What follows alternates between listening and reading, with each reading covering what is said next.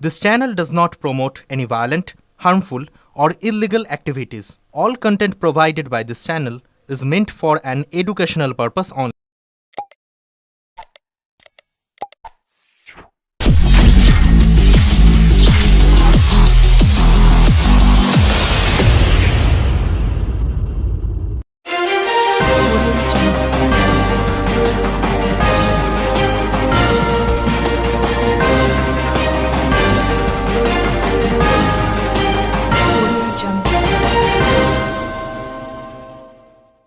হুগলির চুঁচুড়া পৌরসভা এলাকার পীরতলায় নিকাশি সমস্যার জেরে পথ অবরোধ।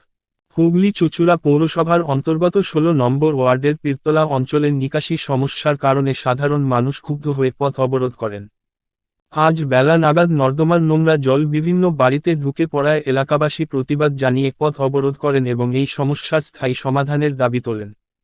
পথ অবরোধের খবর পেয়ে ঘটনাস্থলে উপস্থিত হয় চুঁচুড়া থানার পুলিশও। এলাকাবাসীদের অভিযোগ, বহু বছর ধরে পীরতলা অঞ্চলের নিকাশি সমস্যার কোনো সুরাহা হয়নি। বর্তমান হুগলি চুঁচুড়া পৌরসভার অস্থায়ী কর্মীদের আন্দোলনের ফলে নাগরিক পরিষেবা ব্যাহত হওয়ায় পরিস্থিতি আরও জটিল আকার ধারণ করেছে। ফলে নর্দমার জল সহজে বের হতে না পেরে বিভিন্ন বাড়িতে প্রবেশ করছে, যা স্থানীয়দের মধ্যে চরম ক্ষোভের সঞ্চার করেছে। এই বিষয়ে স্থানীয় কাউন্সিলর অর্পিতা সরকার বলেন, বাম আমল থেকেই পীরতলা নিচু এলাকা হওয়ায় এখানে নিকাশি সমস্যা রয়েছে। পরবর্তীতে যারা ওই এলাকায় জমি কিনেছেন, তাদের ক্ষেত্রেও রাস্তা উন্নয়নের কাজের ফলে উচ্চ নিচু অংশে জল ঢুকে যাওয়ার সমস্যা তৈরি হয়েছে। তৃণমূলের আমলে আমরা যথেষ্ট উন্নয়নমূলক কাজ করেছি, নিজে উপস্থিত থেকে পাকা রাস্তাও করিয়েছি।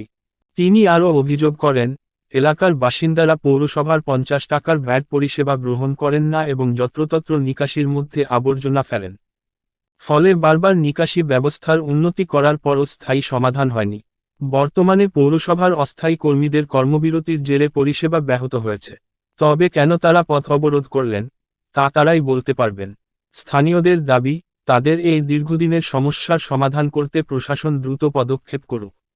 নিকাশি ব্যবস্থার উন্নয়ন ও পরিষেবা পুনরায় চালু করার জন্য তারা দ্রুত পদক্ষেপ চান।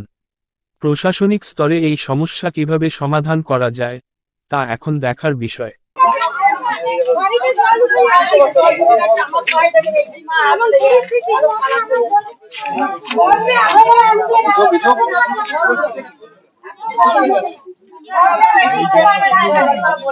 গলিটা দেখুন না, পুরো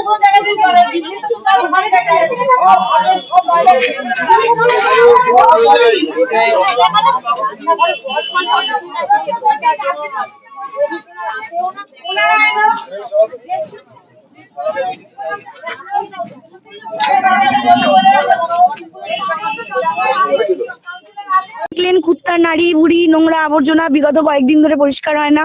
আপনারাও জল জমলে সবাই কাপড় তুলে যাচ্ছে, আপনারাও দুদিন পর পর এসে ভিডিও বানাচ্ছেন, কিন্তু আদৌ লাভ কি হচ্ছে আমরা বুঝতে পারছি না।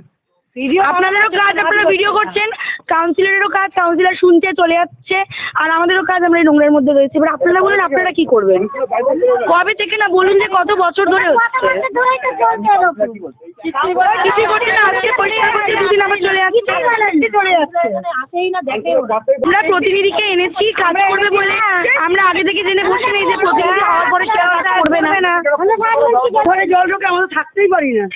আর এখন তো কোনো বৃষ্টি নেই, তাতে এরকম কবে থেকে হয়েছে এই জিনিসটা? কাল থেকে ওর হচ্ছে না, পরশুদিন থেকে না, সোমবার থেকে না না।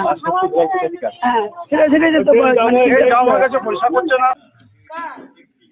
এইটা নিয়ে তো বামফ্রন্টের আমল থেকেই তো পীরতলা নিয়ে সমস্যায় তারা চলছে। ৩৪ বছর বামফ্রন্ট কিছু করতে পারেনি, আর আমরা এসেছি ১৬ বছরে যা কাজ হয়েছে এটা অকল্পনীয়।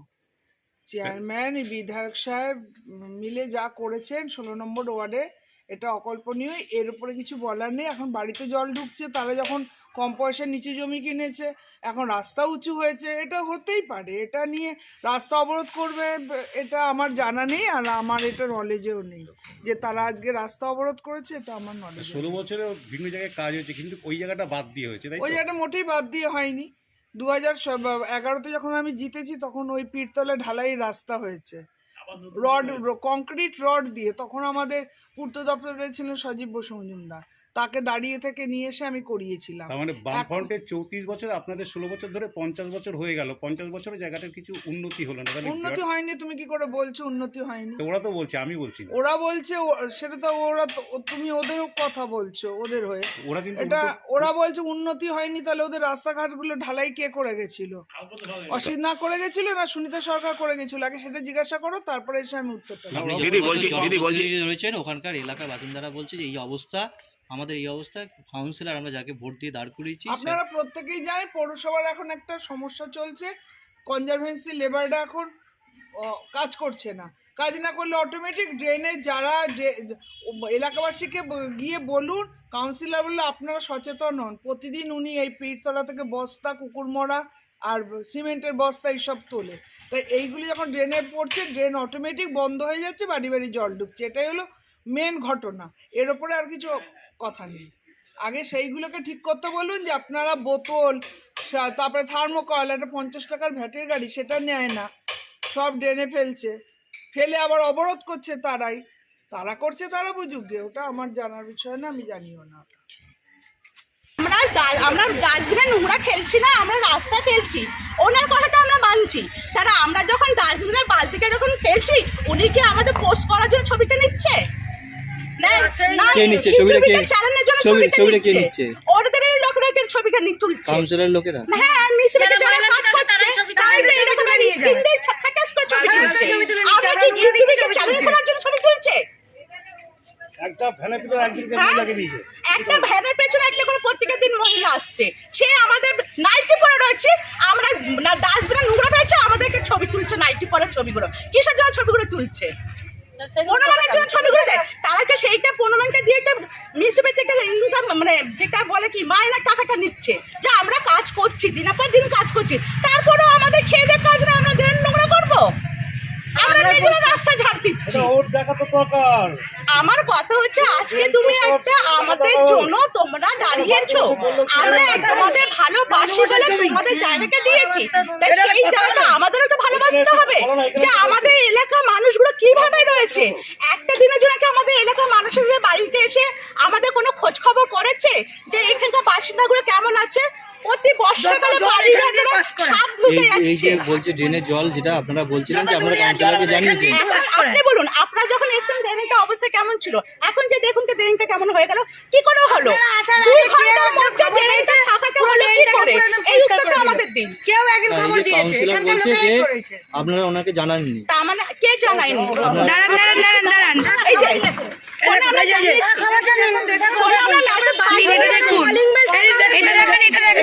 যে দুটো 17-তে পাঠানো হয়েছে, সিন করানো হয়েছে, এটা সিন করা হয়েছে, আর ওটা পুরোটা বাড়ানোই আছে। দেখুন আজকে আমরা এখানে দেখুন, দুটো 17-তে পাঠানো হয়েছে, এখনো সিন হয়নি কেন? এখন বাজে 2:58। তাহলে ওনার বাড়িতে গিয়ে কলিং বেল বাজিয়ে চলে আসা হয়েছে, উনি তাহলে দরজাটা কেন খুললো না?